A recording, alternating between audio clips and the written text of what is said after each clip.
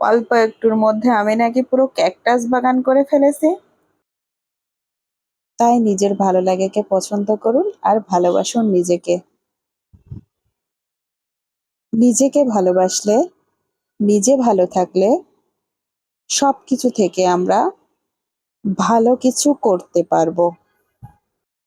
Hello everyone, আসসালামু আলাইকুম। আমি মাওয়া বলছি। আবারও আরেকটি সুন্দর ভিডিও নিয়ে আপনাদের মাঝে হাজির হয়ে গেলাম। আর আমার এই ভিডিওটা যে যে দেখছেন, আশা করি সবাই আল্লাহর রহমতে খুব ভালো আছেন এবং সুস্থ আছেন। আমিও আলহামদুলিল্লাহ ভালো আছি। আজকে আরেকটি সুন্দর দিন। আর আজকে আমি রুমের মধ্য থেকে বাইরে জানলা দিয়ে দেখছিলাম বাইরের আবহাওয়াটা কেমন।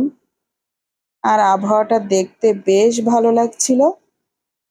বাইরে অনেক রোদ উঠেছে, একদম রৌদ্র উজ্জ্বল একটি দিন। আর দেখতে আমার কাছে অনেক সুন্দর লাগছিল, মাশাল্লাহ। পরে এই তো আমার বারান্দায় লিলি ফুলের গাছটা কি সুন্দর করে পাতাগুলো চারিদিকে বিছাইয়ে দিয়েছে। আর গাছটা একদম সবুজে সবুজ হয়ে গিয়েছে। আর তার পাশে ছিল একটা নয়নতারা গাছ। সেই গাছ থেকে তার মাঝে একটা ফুল এসে পড়েছে। সবুজের মাঝখানে যখন একটা সাদা ফুল এসে পড়ে, গাছটা দেখতে কিন্তু তখন অসাধারণ লাগে। ঠিক আছে, সকাল শেষ, এবার চলে আসলাম রান্নার কাজে। আর আজকে দুপুরে আমি রান্না করব মুরগির মাংস দিয়ে আলু। আর এই যে রান্না আমি শুরু করে দিয়েছি। আর আজকের মাংসটা একটু ঝাল ঝাল করেই রান্না করব। আর এইদিকে আমি মুরগির মাংসটা আমি ঝাল ঝাল করে খুব ভালো করে কষিয়ে নিয়েছি। আর কষানো শেষ হয়ে গেলে তারপরে ভাবলাম, আর এই মুরগিটা অনেক শক্ত, এজন্য ভাবলাম এটাকে প্রেসার কুকারের মধ্যে দিয়েই নরম করা লাগবে। পরে আমি মুরগিটাকে প্রেসার কুকারের মধ্যে দিয়ে একটু প্রেসার কুকারের ঢাকনার রাবারটা খুলে ঢাকনাটা দিয়ে নরম আঁচে বসিয়ে রাখলাম। তারপরে এদিকে চলে আসলাম। আর এদিকে আপনাদের সাথে আরেকটা নতুন জিনিস আমি শেয়ার করব। আর সেটা যতই ছোট হোক আর বড় হোক, আসলে আমার সংসারে কোনো জিনিস যতই ছোট হোক আর বড় হোক, আসলে নতুন নতুন খুবই ভালো লাগে। আর নতুন বলে কথা না, সংসারের যে কোনো একটা জিনিস, সেটা ছোট হোক বড় হোক কিংবা দামি হোক কিংবা কম দামি হোক, আর সেটা কিনলেই অনেক ভালো লাগে, নিজের কাছে অনেক শান্তি লাগে। আর এই যে আমি আজকে একটা বিটার মেশিন কিনে নিয়ে এসেছি। আর এই বিটার মেশিনটা হলো মিয়াকো কোম্পানির একটি বিটার মেশিন। আর আমরা দুজন মিলে যে কিনে নিয়ে আসছিলাম। আর মেশিনটা আমি 2 দিন আগেই কিনে নিয়ে এসেছিলাম, নিয়ে এসে ভিডিওটা করে রেখে দিয়েছিলাম, ভাবছিলাম যে আপনাদের সাথে একটু শেয়ার করব। আর এই যে এর মধ্যে যে পার্টস পত্রগুলো ছিল, এগুলো আমি একটু একটু করে বের করে আপনাদের সাথে একটু দেখিয়ে দিচ্ছি এর মধ্যে কি কি আছে। টোটালে এর মধ্যে 5টা কাঁটা আছে। আর এক একটা কাঁটা এক এক রকম হয়তো কাজে দিবে। আর হ্যাঁ, বলুন তো আপনারা, মেয়েদের শান্তি লাগে কিসে? মেয়েদের শান্তি লাগে তখনই, আর সংসারে যখন আস্তে আস্তে করে ছোট ছোট জিনিসগুলো কিনে এভাবে যখন সংসারটা পরিপূর্ণ করে, তখনই মেয়েদের কিন্তু শান্তি লাগে।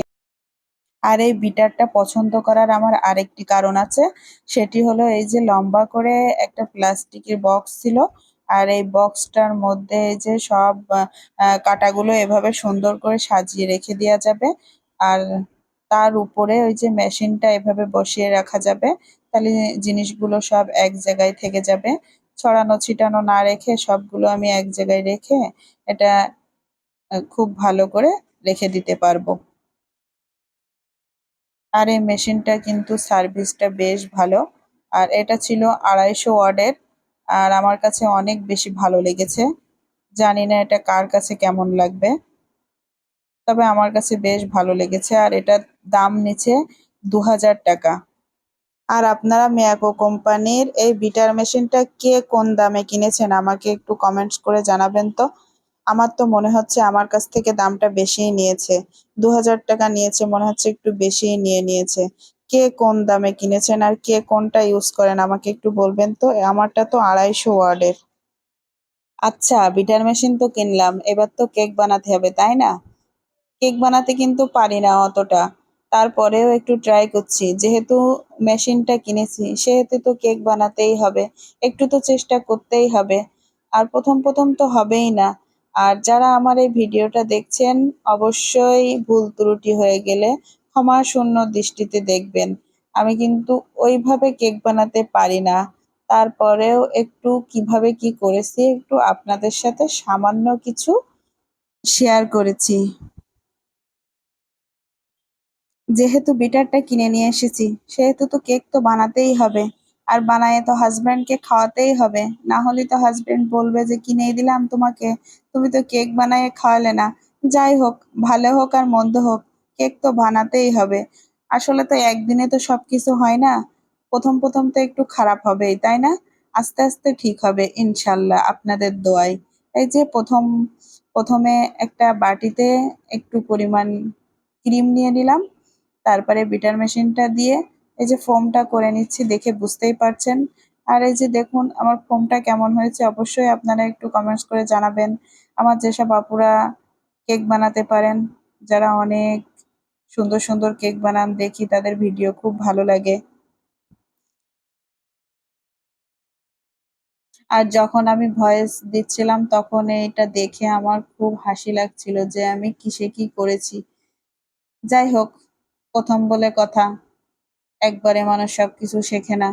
এই যে একটা বাটিতে কিছু ক্রিম উঠিয়ে নিলাম, কারণ ক্রিমে একটা থাকবে সাদা আর একটা একটু অন্যরকম কালার করব বলে এর মধ্যে একটু দিয়ে দিলাম।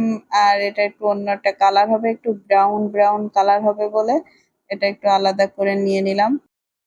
আর আমার বাসায় যা ছিল, যেভাবে যা ছিল তাই দিয়েই একটু ট্রাই করেছি। যাই হোক, ট্রাই তো করেছি, চেষ্টা করলে একদিন না একদিন সাকসেস হবই ইনশাল্লাহ। আর এই যে দেখুন এদিকে কি সুন্দর একটা কালার হয়ে গেছে। কালারটা দেখেও কিন্তু অনেক ভালো লাগছিল। আর ক্রিমটা যখন আমি বিট করছিলাম তখন একটু হাতে নিয়ে একটু টেস্ট করে দেখলাম যে ক্রিমটার স্বাদ কেমন। আসলে ক্রিমটা অসাধারণ একটা টেস্ট, খুবই টেস্ট।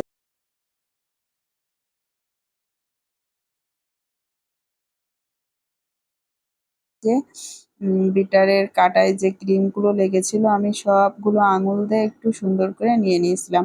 আর এইবার আমি কেকটা ডেকোরেশন করব। কি যে ডেকোরেশন করব আপনারা কিন্তু হাসবেন না দেখে। আসলে আমার তো দেখে কি যে বলবো, অনেক হাসি পাচ্ছে। আর মনে মনে ঘুরতেছে, আল্লাহ কি ডিজাইন করব, কেকের উপর কি ডিজাইন দেবো আর কি ডিজাইন করব, এটাই তো ভাবতেছিলাম। পরে এই যে এরকম করে আস্তে টুকটুক করে আর কেকটা আমি মাঝখান দিয়ে প্রথমে হচ্ছে কেটে নিয়ে নিয়েছিলাম। একটু সুগার সিরাপ দিয়ে দিলাম। তার উপরে এবার ক্রিমটা নিয়ে হালকা করে চামচ দিয়ে এভাবে দিয়ে দিলাম। আসলে তো আমার কিছুই নেই। আমার উপস্থিত বাসায় যা আছে তাই দিয়েই আমি করতেছি। পরে এই যে ক্রিমটা তো দিলাম, এবার তার উপরে আর এক টুকরো কেক এবার বসিয়ে দিলাম। এইবার উপরে ক্রিম দিতে হবে। এই যে উপরে সুগার সিরাপ দিতে হবে, আমি তো ভুলে গেছি, হঠাৎ করে দিয়ে ফেলেছি আমি ক্রিম। এবারে উপায়টা কি হবে?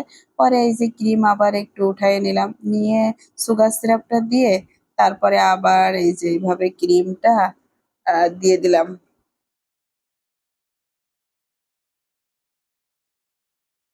প্রথমে তো বুঝতেই পারছিলাম না যে কিভাবে কি ডিজাইন করব, কি করব। দেখে হয়তো আপনারা বুঝতেই পারছেন যে আমি কি করতেছি ডিজাইন।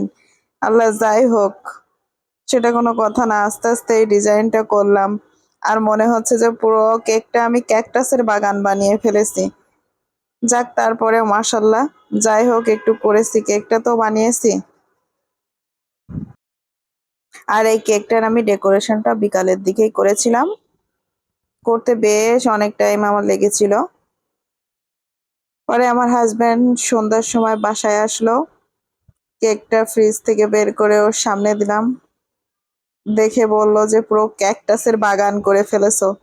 যাই হোক, বাগান করি আর যাই করি, তারপরে বলল যে না, খুব ভালো হয়েছে, কেকটা খুব সফট হয়েছে, খেতেও অনেক মজা হয়েছে, মাশাল্লাহ। ওর কথা শুনে তো আমারও অনেক ভালো লাগলো, আলহামদুলিল্লাহ। আর দুজন মিলে এভাবে বসে একটু কেকটা খেলাম। আমার ভিডিওটা যদি ভালো লেগে থাকে, লাইক, কমেন্টস এবং সাবস্ক্রাইব করে আমার পাশে থাকবেন। সবাই অনেক বেশি বেশি ভালো থাকবেন আর আমাদের জন্য অনেক বেশি বেশি দোয়া করবেন। আজ এ পর্যন্তই। আল্লাহ হাফেজ।